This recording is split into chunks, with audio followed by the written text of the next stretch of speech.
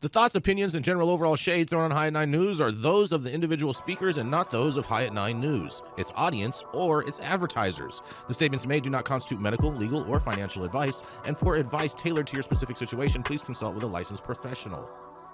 Welcome to the High at 9 News Hour, where you will hear from cannabis industry experts and professionals from around the country talk about important topics while shining light on global issues and discussing cannabis as it relates to politics, regulation and reform, data and technology, science, research and medicine, family and parenting, art, celebrities and entertainment, fitness, sports, mental health and wellness, and plant-based medicines and entheogenics. Together, we are building a stronger community, fighting the stigma and creating change. With your host, Jason Beck, joined by special industry expert correspondents from around the country, and daily antics brought to you by Cannabis. Coming to you live every Monday through Friday at 9 a.m. Pacific Time and high noon on the East Coast. And thank you all for getting high at 9 with us.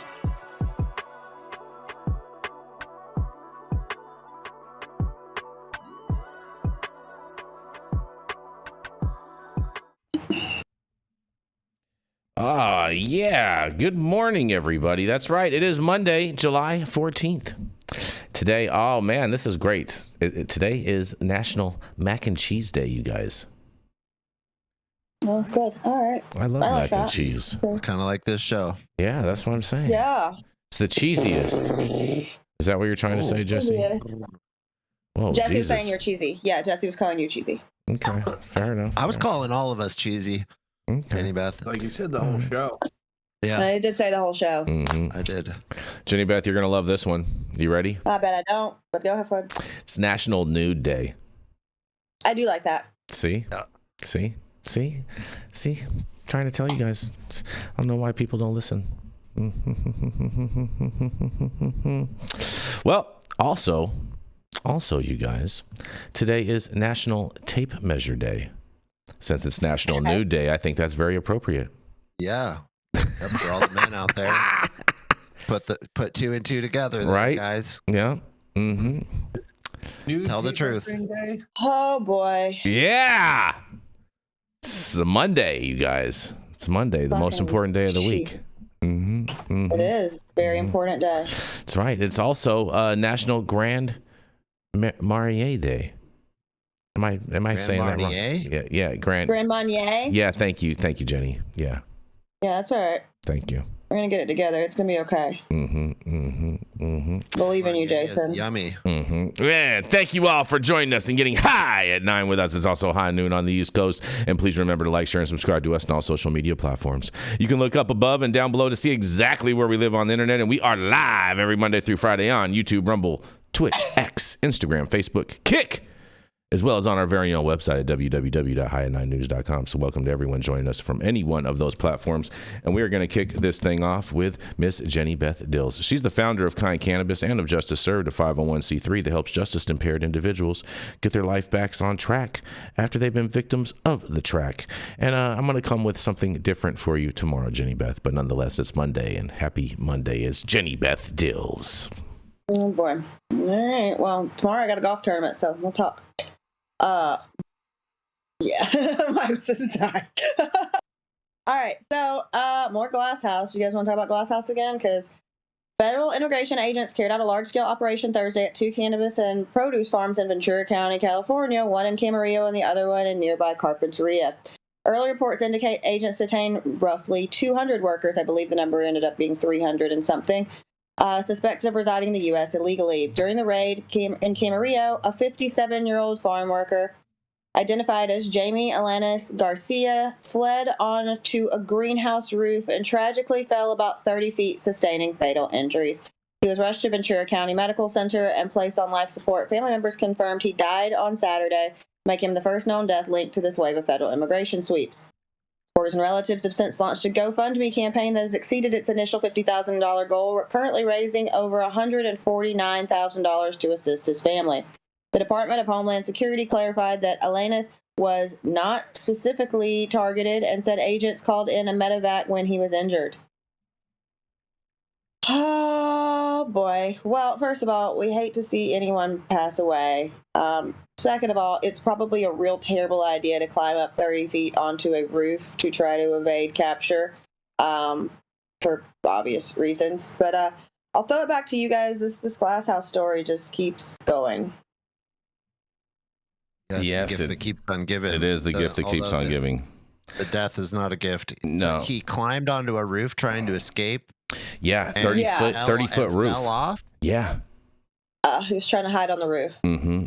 And he fell off. And our thoughts and prayers go out to this man's family. And I do want to dedicate this show in his honor. It is a super, super, super big tragedy, and this is super, super sad. And I haven't seen Glass House come out with any statements in regards with this. And to me, I find that a little bit disturbing personally. The only Glass House statements I've seen were we didn't hire any illegal immigrants and we didn't employ children. Well, that definitely. And that they don't heeded the warrant. And that they don't expect anything to stop normal operations.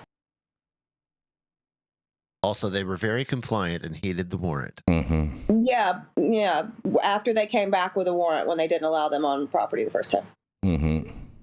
So this man, I mean, something was clearly wrong for him to be that scared, right?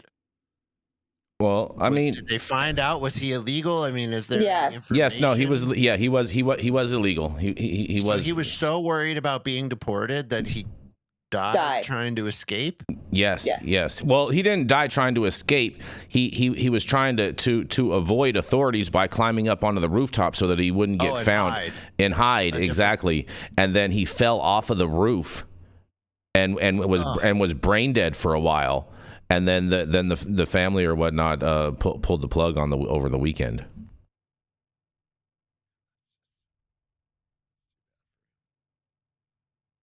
She would have just Michael Minardi. Yeah, it's just the fear that these people have in them that to run on a roof really just doesn't really make much sense.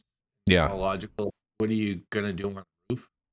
Well, and it's a greenhouse roof, so yeah, this is transparent. That aspect of it just doesn't make any sense. But these situations should be happening. Well, I mean, have you ever been somewhere and like the cops are coming and it's like you got nowhere to hide and you're just trying to hide anywhere that you can, and like I've seen that happen in real life a few different times where, like, what I'm saying, you're not trying to get caught with a hot potato or whatnot, and there's nowhere to go, nowhere to turn, nowhere to hide, and you hide yourself in a closet or something like that. You know what I mean? Because whatever.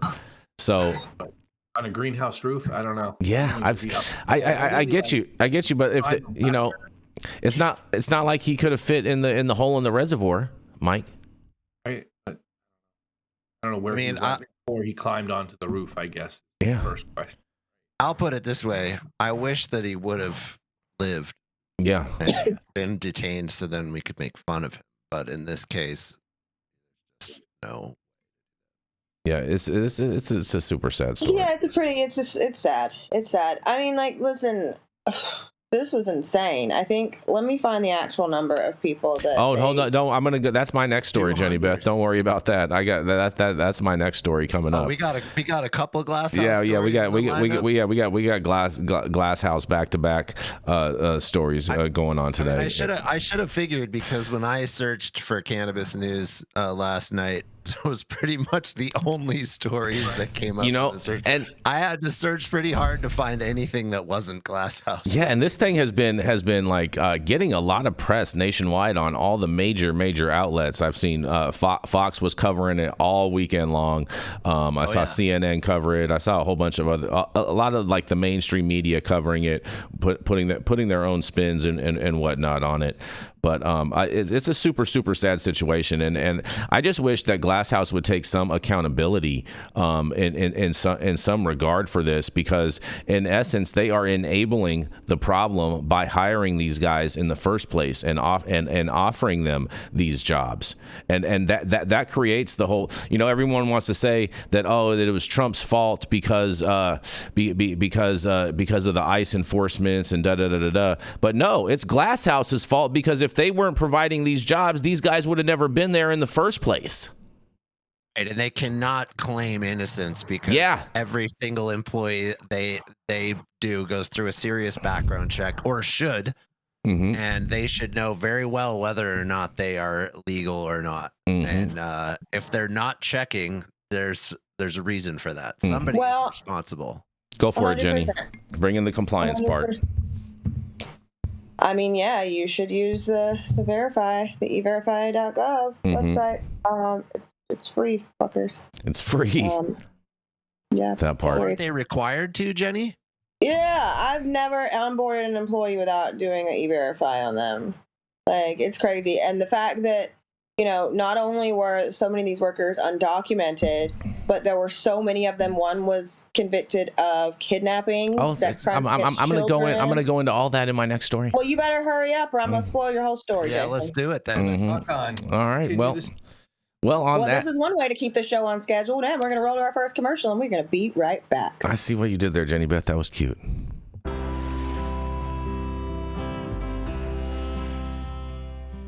Oh man, your knees still bothering you, man? Yeah, I left one, and I'll tell you what, I've been using this new CBD cream, and it works like a miracle. CBDs? I done heard about them CBDs. I was out there on them Twitters the other day, and I heard they get you high as a kite. Well, not this stuff. This stuff is tested.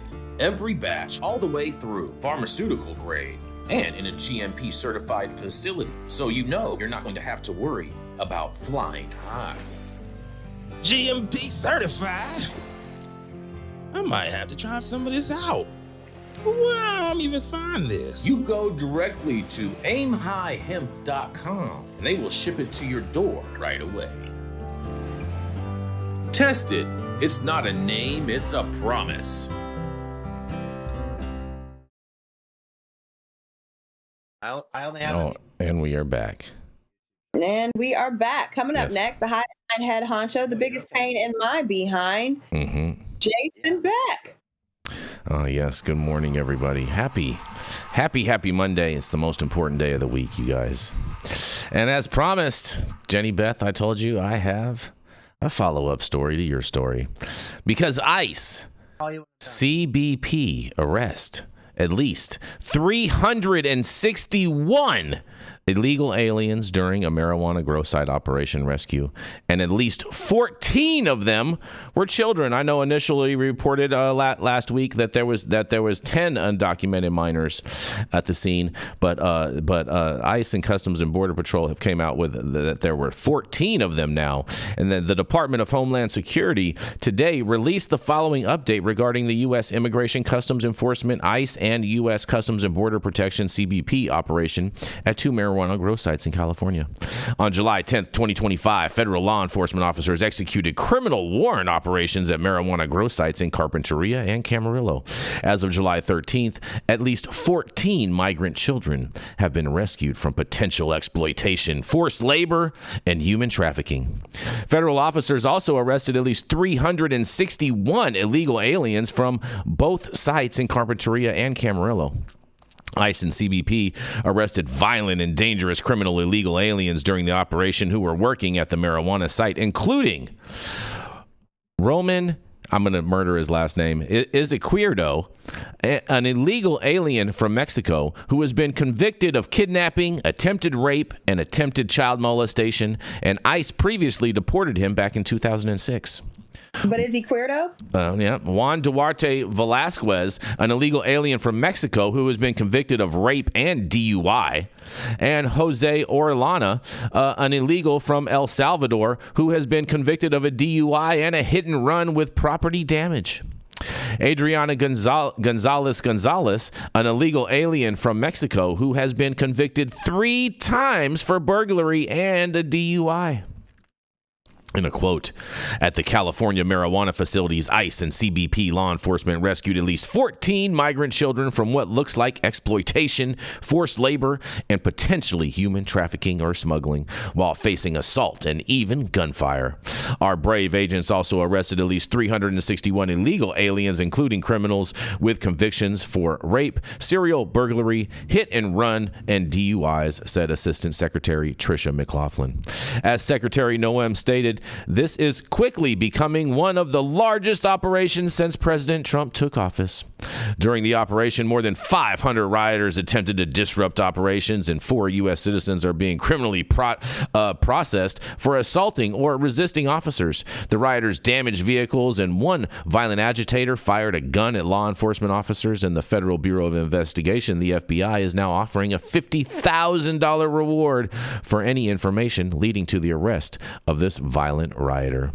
This investigation into immigration and potential child labor violations is ongoing, and information will be released as it becomes available. So it tells me that this is going to be an ongoing story for a while. And man, oh man, Glass House is now being invested by the federal government for child trafficking and immigration. Oh, man. This is a never-ending saga. This is going to go on for a while. I can't wait to hear what you guys have to say about this. Child labor, immigration. What's going on, you guys? First and foremost, Jason, this happened in Camarillo. That's what I said. No. Whatever. The L's are sound. Whatever. Camarillo. I just yeah. It's this ain't Texas, but I mean, listen, Glass House is. I'm waiting on the DCC statement. I mean, what? Jenny, do you think they can lose their license over this? Shit, yeah, they can. I don't see how they don't. All of them. I know how they don't. Right. We know how they don't. Oh, There's man. A little hand job going on behind the scenes. Little reach around, right? Gavin Newsom. Yeah, exactly. To the tune of $100,000, right? But I mean, Governor Newsom threw him under the bus because he was pissed off because Governor Newsom says, but wait a minute, he donated way more money to Republican causes. Yeah, I don't know about that being the case. You know what I mean? I'm not buying that one. That sounds like fake news. Yeah, exactly. Over there. Well, just like you, Jason, Kyle Kazan likes to take pictures with people, and there was a picture of him posted by Gavin Newsom this weekend with who was it, Kristi Noem? Mm-hmm. Yeah. I don't know. I didn't see the picture that you're referencing, but so I'm not sure. Anna Lewis says it's automatic suspension for anyone under 18, and I agree with that. And now these so they had supposed to be so there was 14 minors found at the thing, and I believe 8 or 10 of them. It didn't say in this article. I wish it would have, because this was taken directly off of the Department of Homeland Security's website this morning. But they said the unaccompanied immigrant children, and that means that there is no parental guardian, no parental right of these children. So that definitely opens up a whole child exploitation, child labor, all of those different types of things for the federal government. And I wonder if they did have some of these guys did have priors for trafficking and sexual deviance against minors and whatnot. And so I just wonder if that all was happening at Glass House as well. Oh, Jason. It's true. I mean, well, listen. So yes, Glass House hasn't came out with a statement, so people have to make their own conclusions. Yeah, it's supposed to be an automatic suspension for anyone under 21 being employed at a cannabis facility. Period. Point blank. End of story. 10 of those minors were unaccompanied. 4 of them, I guess, maybe their parents were working there as well. You guys, just friendly compliance tip. Cannabis facilities is not a bring your child to work kind of environment. Mm-hmm. Sorry. And also, like, you're applying all kinds of pesticides. There's farm work happening. This is not a safe environment for children to freaking begin with. Mm-hmm. So, yeah, guys. Also, I am just now curious. I'd love to see their train the trainer certification. All you farms, if you don't have them, I can provide those for you. So this is boring ass class, but it's required. This is the other part about with this whole thing with these kids there. How do they get through security, Jenny Beth? Because you got to go through, you got to get, you know what I'm saying? You got to get your badge, you got to check in, all this. Like where do these people smuggle their kids under their? Jason, they did what you and Yarrow do to get into the roller coasters. They stood on each other's shoulders and put on a trench coat. That's my point that I want to bring up is there has to be a lot of people complicit in allowing these kids to work there. It can't be just like, oh, nobody knew. Exactly. Only one person knew, the person that hired them. No. Plausible deniability, I'm not buying. Yeah, that's not. It has to be the people letting them through the gate. It has to be their coworkers. I mean, a couple of them were as young as almost 14. Yeah, 14 now, was the youngest. You can't look at somebody and go, that kid's clearly way too young to be on this. Right, like Sweet Peach Fuzz Pedro, but no. You know what I mean? Exactly. Like, come on. Vote for Pedro. Like the kid's in school, man. Now as an operator consider doing this. I really just can't comprehend how this situation happens. 361 people. What's that, Michael? I just can't even comprehend how this situation happens. In a regulated state, supposedly, especially with all the new laws that they continue to try to push, but it's just like they don't even know what they're doing. So they're not overseeing anything as it is. Like, I don't know. To me, it's just dumbfounding, and they should be put out of business. They should, cease to operate. There should probably be criminal charges against them. This isn't just a little thing here. I don't think this is a major issue and a serious scar on an industry that's still trying to build up and gain its footing, gain credibility, and wants to be treated just like other businesses. It gives them another reason to shove it up the behind of the operators. Michael, and I wonder. The fact that the DCC has not submitted like an immediate suspension on their license, at least, even pending an investigation, is absolutely insane. I mean, literally submitting a appeal for a client of mine right now who got no due process in his inspection. Got nothing. Not a gosh darn thing. And the DCC, hey, I mean, you guys are just like watching the news like this, like you don't see it. I don't see it. It's not happening. You can't see me. We're not. I mean, this is absolutely egregious, and I don't understand. I truly, truly, truly don't understand. I mean, I do understand, and it pisses me off. But also, shout out to Weed for the People, because Elliot Lewis has got some fucking banger meme content coming out now because they just keep feeding it to him. That's very, very true, Jenny Beth. Go ahead, Jesse, please. Well, I think we have to worry, especially if you're in California right now and you're a smaller operator, because shit rolls downhill. So is this going to create a cascade effect where lots of farms are going to start to be raided because there's a suspicion that this type of activity could be going on everywhere? Well, I'm willing to bet that a lot of it is, because if Glass House was doing it, everyone's going to, it's monkey see, monkey do. You know what I mean? People are going to think that it's okay. Small operators aren't, because they're terrified. They won't even let their own kids on the farm. Well, you bring up that interesting point, because I was talking with someone over the weekend in regards to this, and they're like, come on, bro, it's not a big deal having the minors there. Mexican families, they bring their kids to work, and in California, you can be 16 years of age and work on a farm. And I was like, yeah, bro, not on a cannabis farm though, bro. Like, you're missing the whole point. Exactly. And so, it's a big difference. Major, huge difference, night and day, apples to tomatoes difference.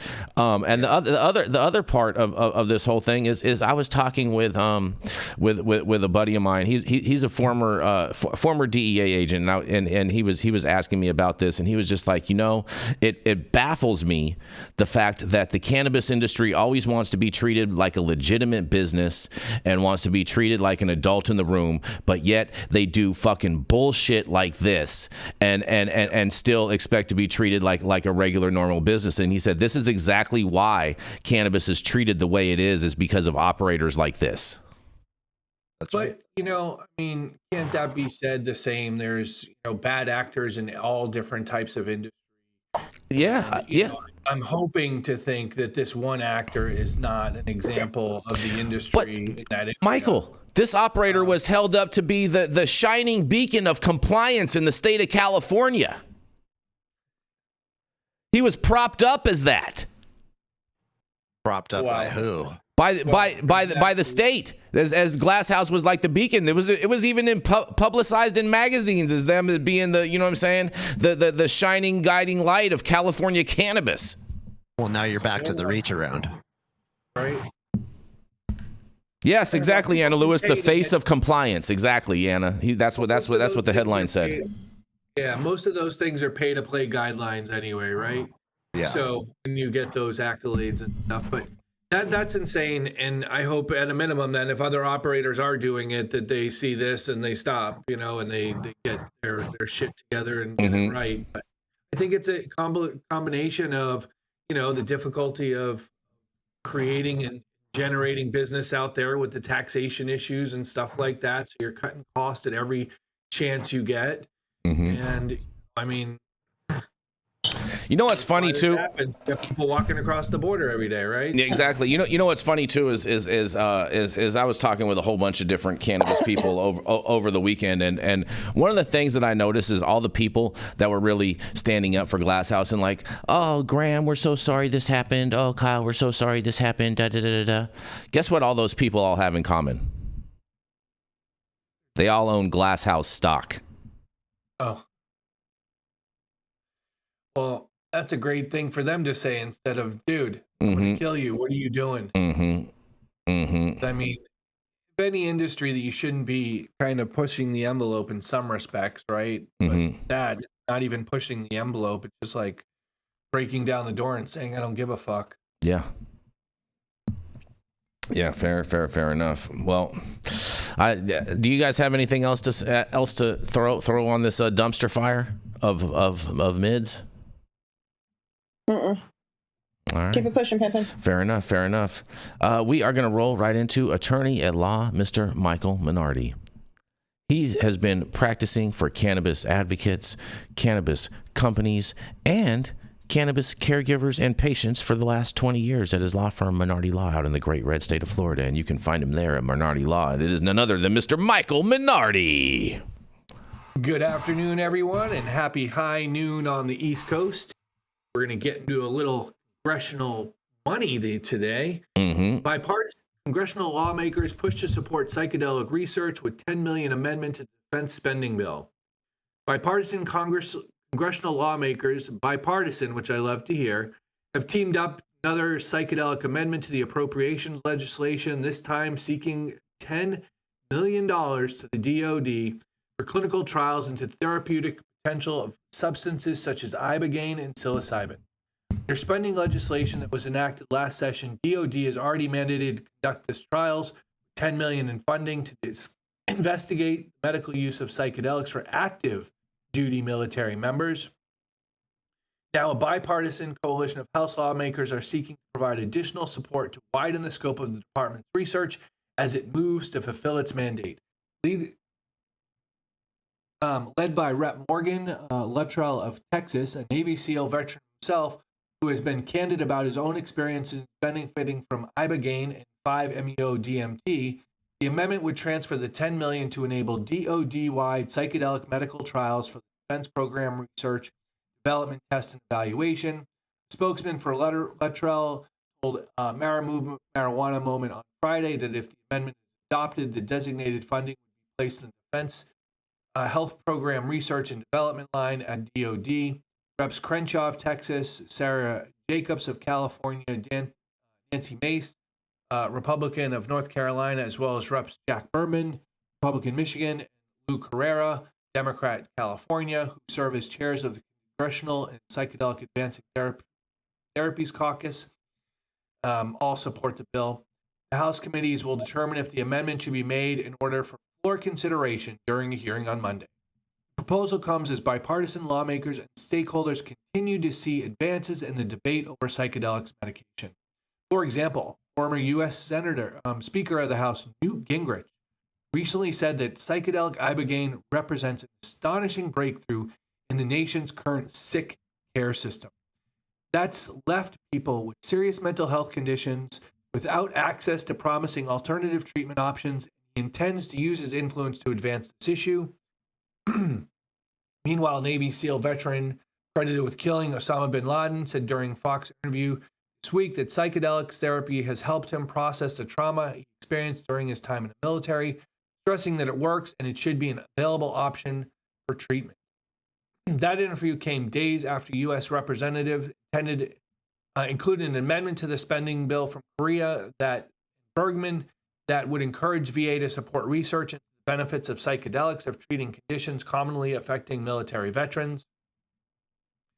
Last month, the U.S. Department of Health and Human Services Secretary RFK said his agency is absolutely committed to expanding research on the benefits of psychedelic therapy, and alongside of the head of FDA, is aiming to provide legal access to substances for military veterans within 12 months.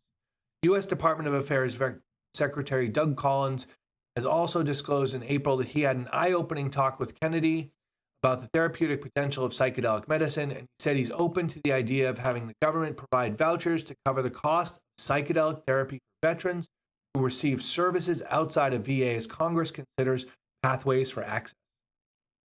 Collins also recently conducted research on psychedelics, and he reiterated that his promise to advance research into the therapeutic potential of the substances, even if it may take certain policy changes within the department and congressional research. The secretary's visit to the Psychedelic Research Center came about a month after the VA secretary met with the health and military veteran who become an advocate for psilocybin access to discuss the therapeutic potential of psychedelic medicine for the veteran community. He also briefed a cabinet meeting with President Trump in April. Last month, bipartisan congressional lawmakers asked the VA to meet with them to discuss ways to provide access to psychedelic medicine for military veterans. In a letter sent to Collins, Reps. Louis Correa, Jack Bergman, co-chairs of Congressional Psychedelic Advancing Therapies Caucus, said they were encouraged by your recent remarks about the importance of pursuing research into psychedelic treatments and other alternative treatments to improve veterans' care. Correa and Bergman separately introduced a bill in April to provide $30 million in funding to establish psychedelic-focused centers for excellence at VA facilities where veterans could receive novel treatment involving substances like psilocybin, MDA, and ibogaine. This is a great push here, as we know that this continues to be a hot topic throughout the country, that psychedelics be used for the veterans, in addition to end of life and death and dying. And, to me, again, this is a human rights violation. Things that come from nature should always be available to our citizens. People that are humans on this planet should be able to benefit those things.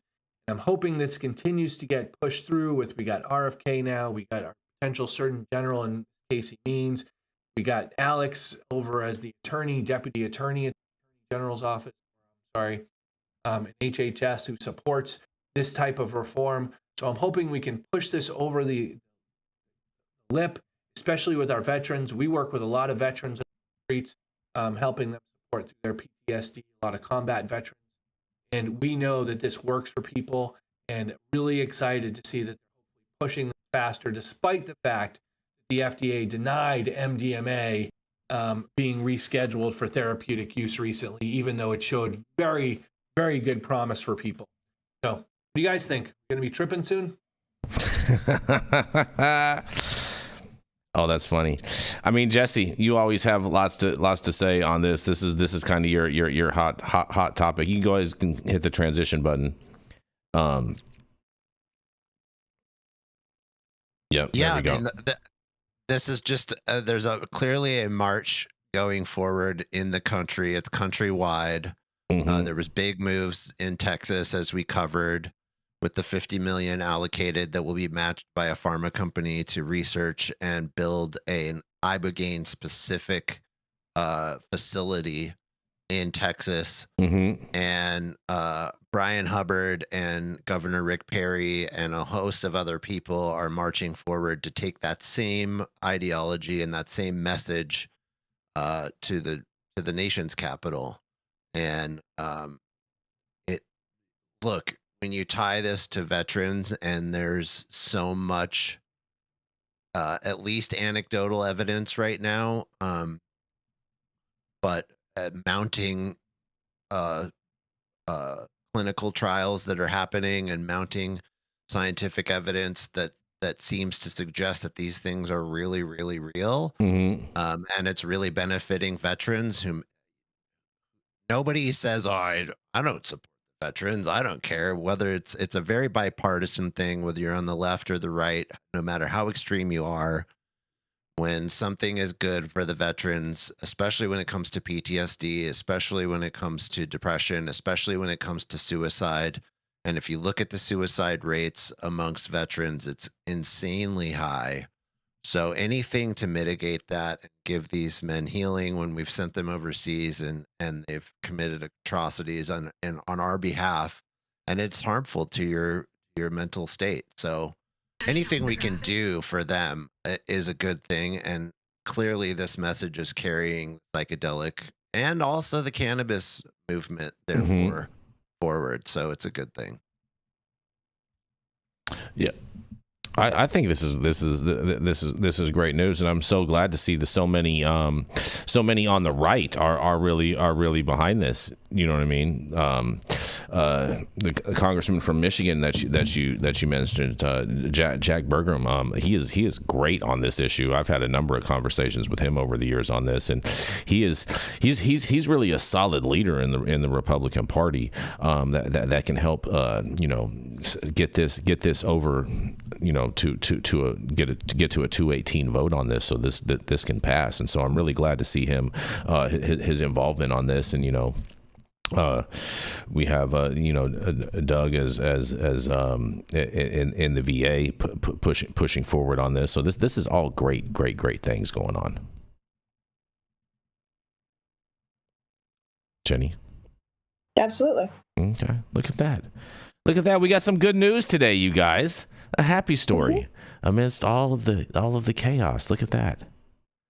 What do y'all got to say about that, man? This was great, Michael. Thank you for bringing this up. I want the veterans to get all the care and anything that can work to help benefit them, because they definitely have gone above and beyond serving our country and ensuring our freedom, and just the fact that shows like this can exist by protecting the First Amendment and everything else like that. So much love to all of them, and hopefully these things will go through so these veterans can get the relief that they desperately need. And on that, we're going to roll into our next commercial, and we are going to be right back.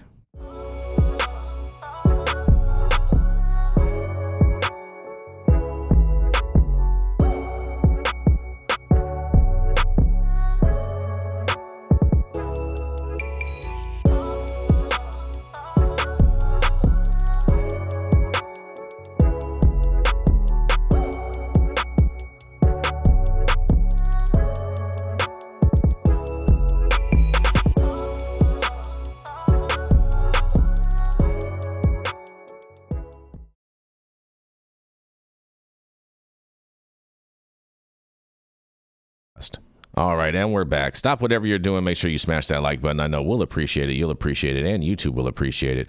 Also, make sure you subscribe to the channel if you're not subscribed already. And all of the articles that we cover on today's show, you can read directly on our website at www.highat9news.com.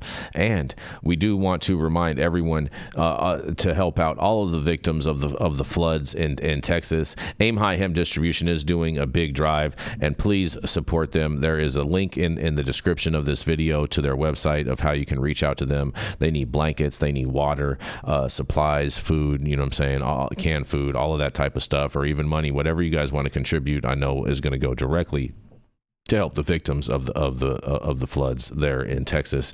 And also make sure you go into the description in our video and check out all the sponsors to help keep this show going every day, and use the link and order yourself a case of liberal tears sent directly to your door. And I promise no liberals were harmed in the making of this product. I just ordered the summertime strawberry salad when added steak on top here at Anna's. Make sure you do the same thing too next time you're in downtown Long Beach. Come on down and check out Anna's joint on the 400 block of Pine Street.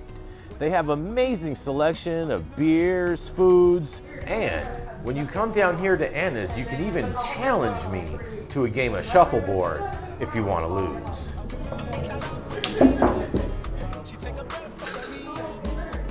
Did you get that? So, next time you're in downtown Long Beach on Pine Avenue, make sure you stop by Anna's Joint on the 400 block. Not only do they have Anna's Joint, this restaurant and bar, but they also have the amazing deli next door, and then next door to that, they have a very exotic flower shop. You may want to stop by and say hi.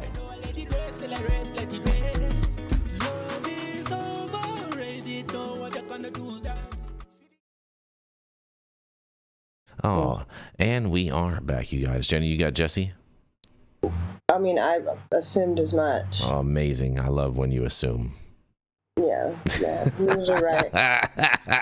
Anyway, Jason, who's not letting me do my job today, but okay. Mm-hmm. You know, a little micromanaging. Everybody loves that. Yep. All right. So coming up next, the founder of Barney Design Co. Jason Beck can't introduce him because he can't remember the name of the company. Stop it. Husband and the ginger granddaddy ninja with a ton of cannabis experience, whether Nick Bradley thinks so or not. Jesse Barney. Oh man, I could call him the conservative voice of the Pacific North. That's right. That's right. I love that NB is an official part of my introduction. That's so great. Yes. So fabulous. Well, my story comes out of San Francisco Chronicle today. It's a little bit of bad news that we kind of all know. California weed sales are down, but these counties still have sky-high numbers.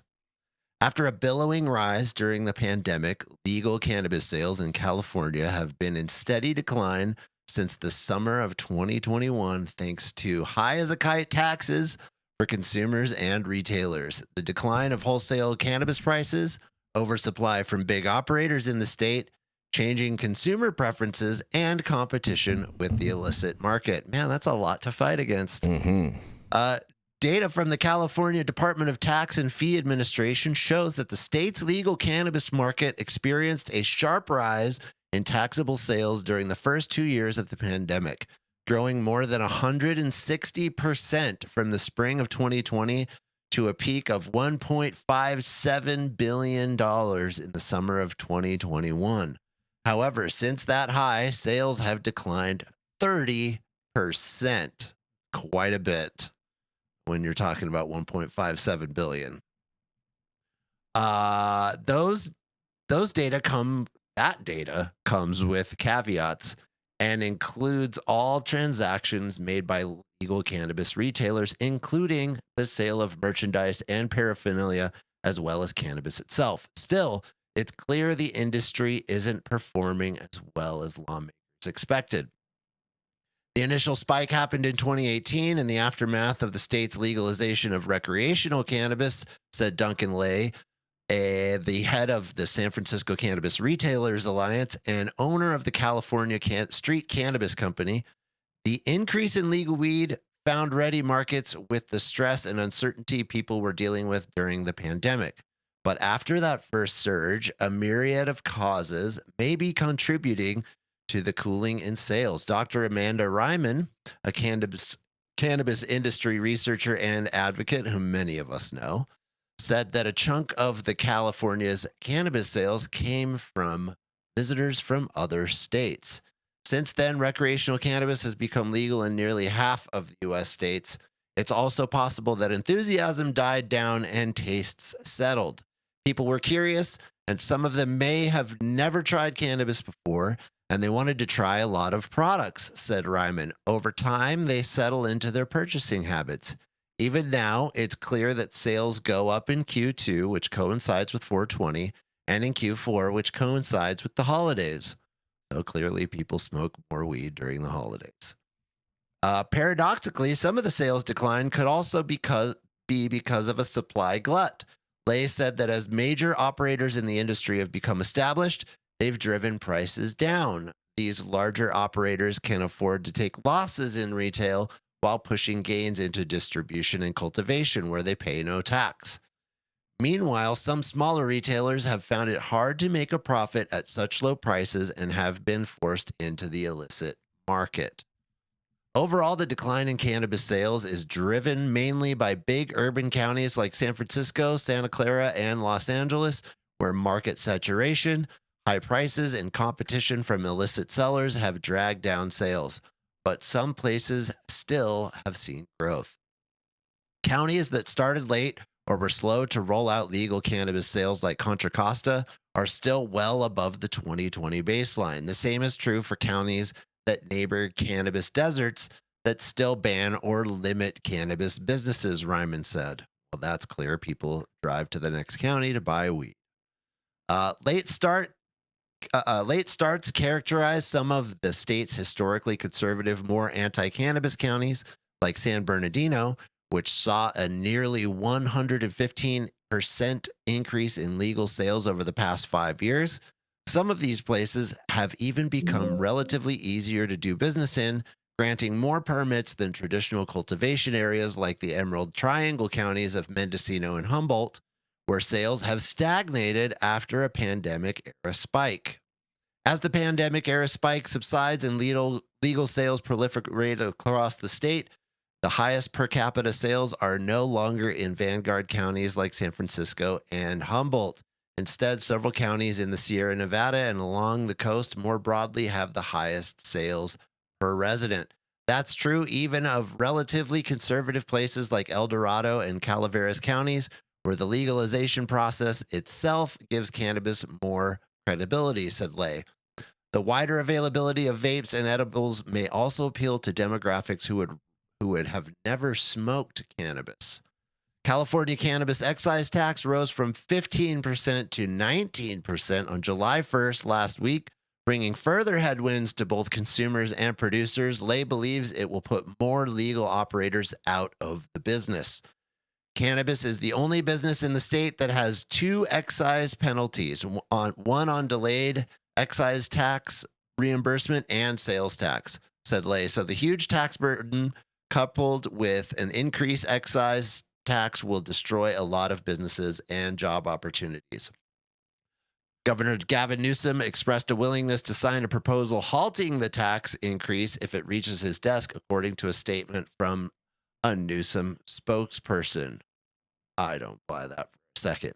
The administration is committed to trying to keep costs as low as we can, said Clint Kellum, deputy director of the California Department of Cannabis Control.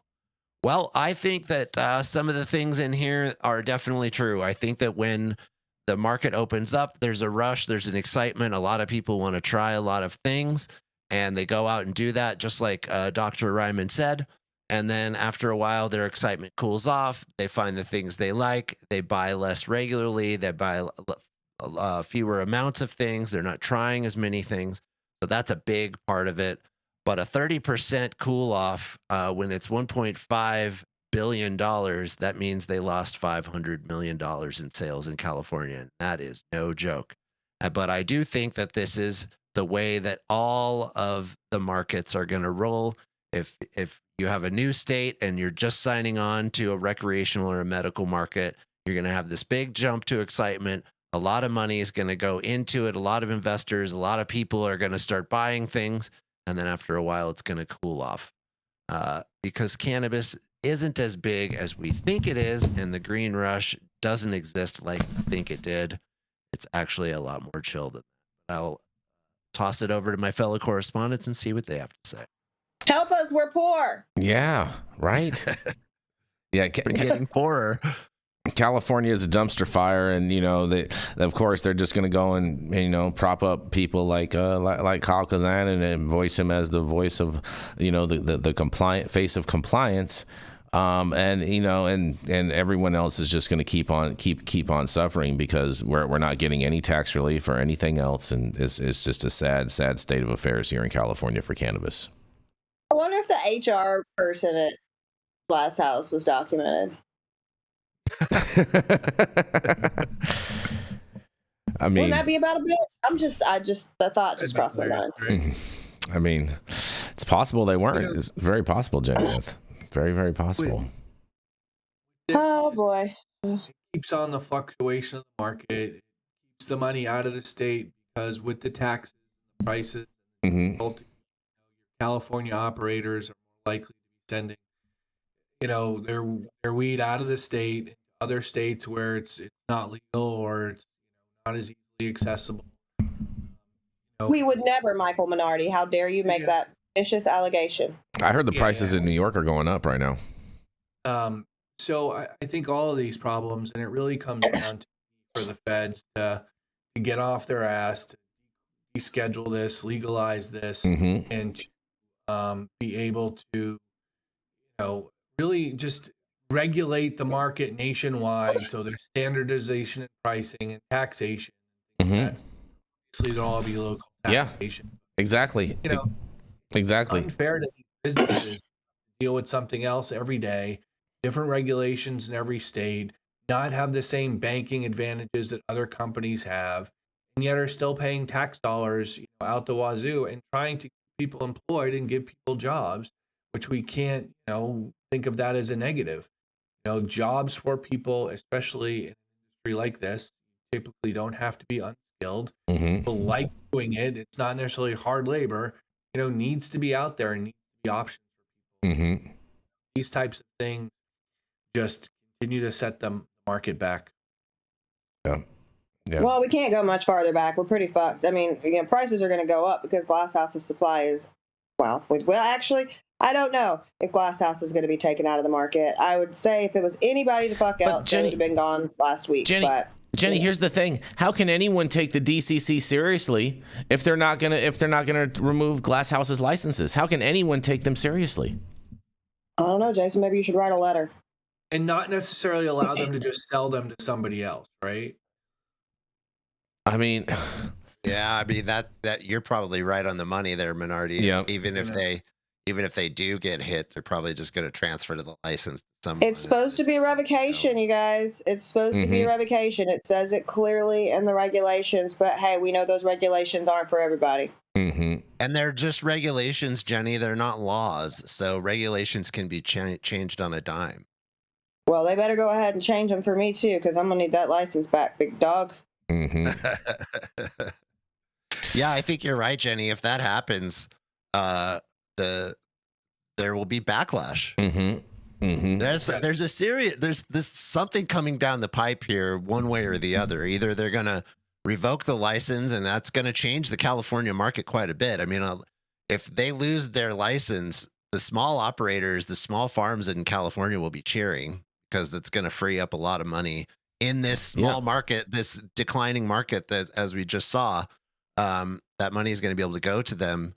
And then vice versa. Yeah, but it's not, Jesse. It's going to go to Headwaters or the next big small guy. You know what I mean?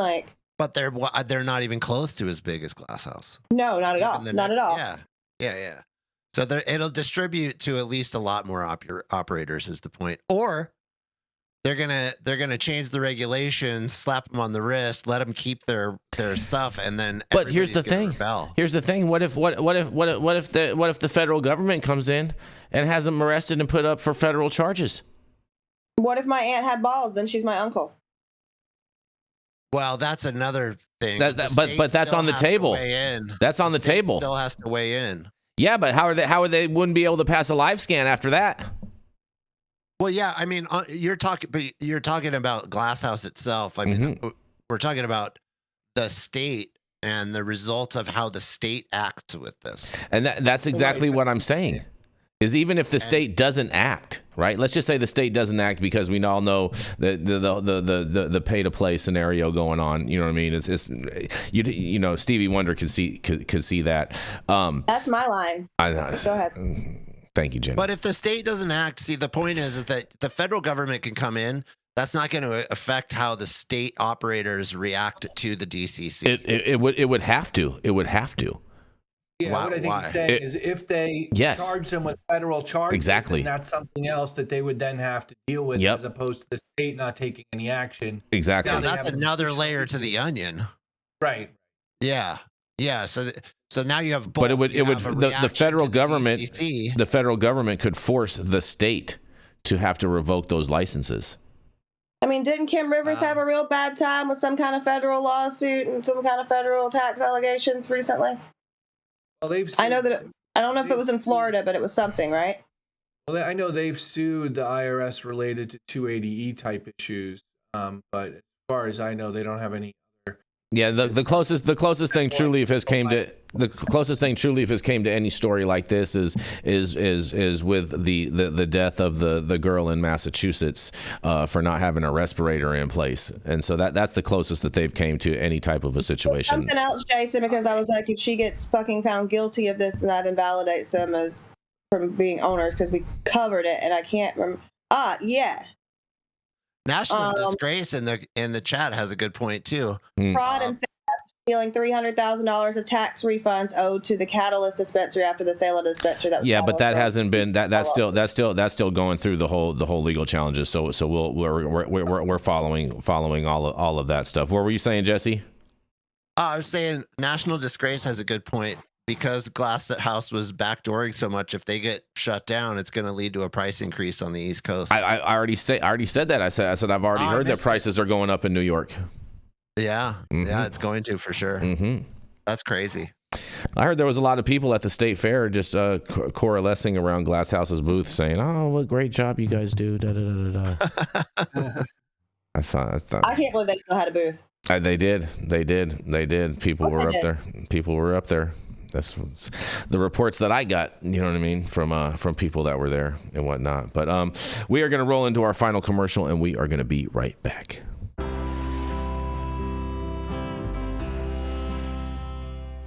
Oh man, your knees still bothering you, man? Yeah, my left one, you know? But I'll tell you what, I've been using this new CBD cream, and it works like a miracle. CBDs? I done heard about them CBDs. I was out there on them Twitters the other day, and I heard they get you high as a kite. Well, not this stuff. This stuff is tested. Every batch, all the way through, pharmaceutical grade, and in a GMP certified facility. So you know you're not going to have to worry about flying high. GMP certified? I might have to try some of this out. Where I'm even find this? You go directly to aimhighhemp.com and they will ship it to your door right away. Test it. It's not a name, it's a promise.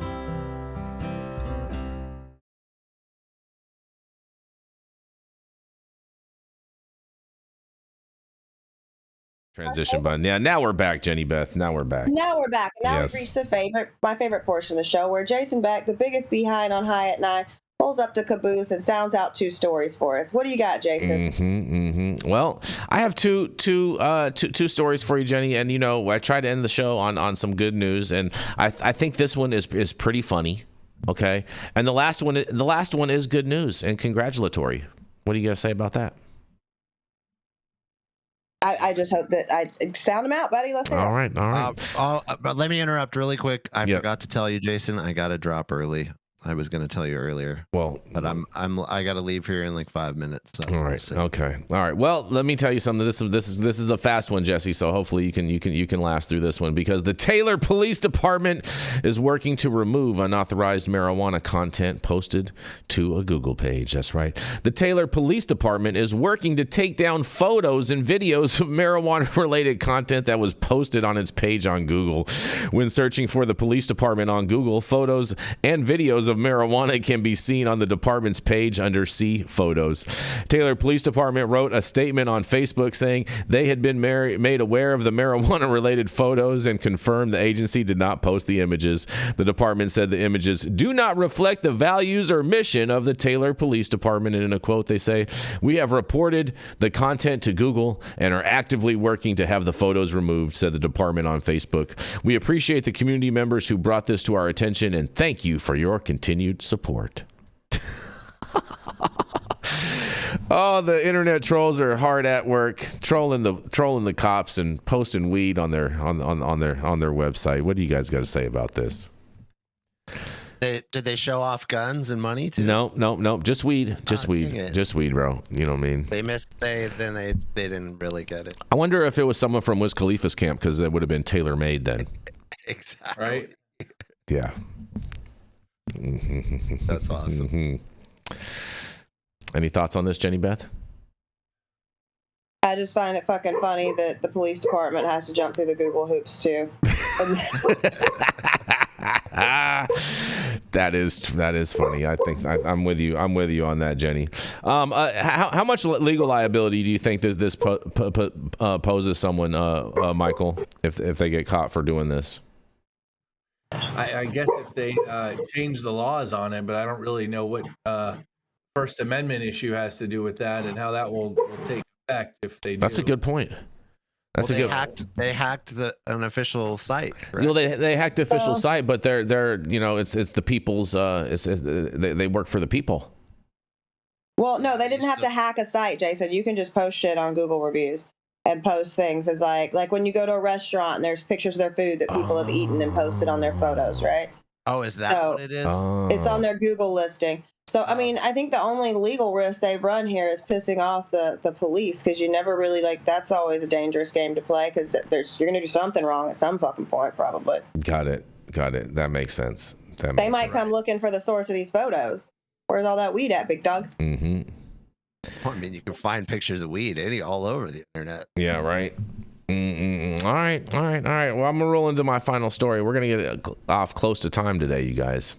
And this is I'll stick around. I'll stick around. This is a happy story. You guys are going to love this, because the California State Fair celebrates with on-site sales, education, and awards. You guys, that's right. For the second consecutive year, attendees at the California State Fair who are 21 and older can legally consume cannabis products on site, including selections from several Golden Bear Award winners. That's right.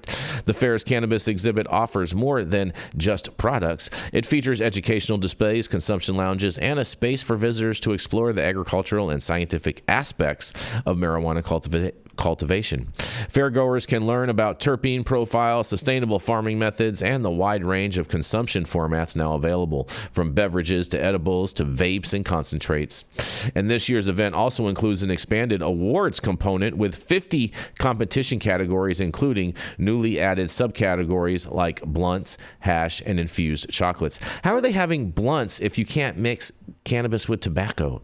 That doesn't make sense. The Golden Bear Awards highlight some of the top producers across 9 product types, and winners were judged using a standardized 100-point system and lab tested for quality and chemical composition. And some of this year's recognized products include Pink Boost Goddess by Emerald Spirit Botanicals for sun-grown flower, Super Silver Haze by California Artisanal Medicine for indoor flower, and Palmberry Lemonade by Aroma Farm for beverages, and products from many award-winning brands are available for purchase on site. Lauren Carpenter, the CEO of Embark and co-founder of the competition, said the exhibit is helping to normalize cannabis by treating it as both a science and an art. And just like wine or olive oil, cannabis is agriculture, said Carpenter. We recognize that these farmers are able to express through the plant, you guys. Winners were selected across 9 major product groups, and entries were evaluated using standardized 100-point scale, with flower products scientifically tested at SC Labs for chemical profile and quality. And Golden Bear winners include, you guys, for sun-grown flower, it was Pink Boost Goddess by Emerald Spirit Botanicals. Mixed light flower, Blueberry Caviar by Ridgeline Farms. And indoor flower, Super Silver Haze by California Artisanal Medicine.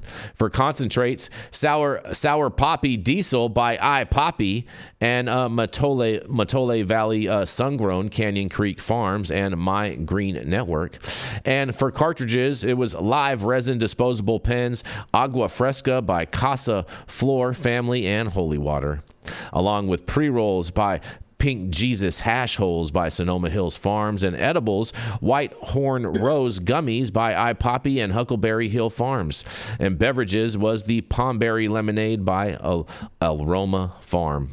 And as far as for wellness, you guys, the Sleep CBD THC CBN formula by Parpa and Barkley won for that category. And the cannabis exhibit runs through July 27th during normal fair hours, 4 to 10 p.m. Monday through Thursday, and 10 a.m. to 10 p.m. Friday through Sunday. And all sales stop at 9 p.m. in compliance with local rules. And the entry is restricted to adults with valid government IDs. You must be 21 years or age of older to enter, unlike Glasshouse Farms. And what do you guys have to say about this? It's interesting to hear a super silver haze. Right? Winning. Yeah, that's coming back from the old school. Exactly. Yeah. Congratulations to all the winners, everyone that went out to the state fair over the weekend. You know, everyone got their Golden Bear awards. You know what I'm saying? The awards look really nice. Did place in some shit, didn't they? Did they? I don't know. I'm pretty sure they did. I don't know. They weren't listed in this article, so I don't know. By the way, Jason, you and I and probably many other people here, you know, we would define a blunt as a weed rolled in a tobacco leaf, but not everyone does. So, well, that's what the definition of it is, and whether or not people want to go to redefine. People have been trying to redefine a whole bunch of things the last few years, and so but that is not a blunt. That's bullshit. It's a hemp wrap. Well, I agree with you. Okay, it's a wrap. It's a hemp wrap. It's not a freaking blunt. It's a very large joint. Yeah, it's a hemp wrap, bro. It's stop. People need to call things what the freak they are. Yeah, it's an extra large joint. Yeah. It's not a blunt. Michael Minardi, you ever think you're going to have cannabis at the state fair in Florida? Oh, well, I will say legally, no. Legally, no? Really? Some of them, do we have fairs in Florida, honestly, that are pretty wide open with people having products there? Yes, we do. But I don't know. I have a hard time seeing it anywhere here in the state of Florida like that. You know, bless those people in Sonoma that get to experience that. You know, the Days of the Emerald Cup were a great event. I assume that this seems to be better because back then, at least when I'd been there, they couldn't sell to consumers there. So I wish and I hope for this one day. You know, we have already great events that are centered around it. It will be perfect for it. But I've emailed our legislature department about trying to get even a cannabis cup type here, you know, and do it legally, like where patients would go in and they'd pick up packages, but they wouldn't have the labels on them for products. They'd all be provided by the dispensary, and they're like, we can't have that. That's, you know, so I hopefully in the next couple of years, you know, we'll have new leadership and people who are more looking forward to this issue and pushing the envelope and creating the tax dollars, ending the arrests, you know, cleaning up our jails and putting people back to work as opposed to criminalizing them still. See. Fair enough. And on that, thank you all for joining us and getting high at 9 with us every Monday through Friday at 9 a.m. Pacific and high noon on the East Coast. And big shout out to our audience and supporters for tuning in daily and listening to the insanity that is the developing cannabis industry. Huge thank you to Aim High Hemp Distribution, Tested, and Catalyst for helping us keep the lights on over here. And thank you to our correspondents for being absolutely amazing. Thank you to Cannabis Sativa L for giving us a reason to do this every day. And thank you to Cloud Media partners Elias and Kai somewhere in the metaverse. And thank you all for tuning in and getting high at 9 with us. We are America's #1 daily cannabis news show.